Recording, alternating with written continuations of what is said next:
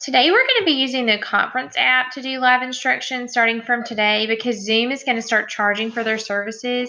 And so I really wanted to show you what it looks like because it's a lot different than Zoom. So you will no longer have a Zoom link to click on.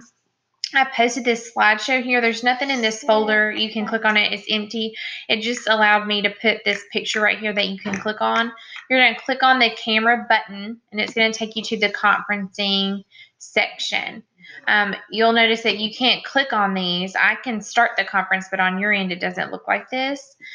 You can't click on these because they're not started yet. But as soon as they start, then this link right here will become available. So like red group will then be a link that you can click on. So tomorrow morning when we start, yellow group will highlight first, and as soon as that's done, this will be cleared out.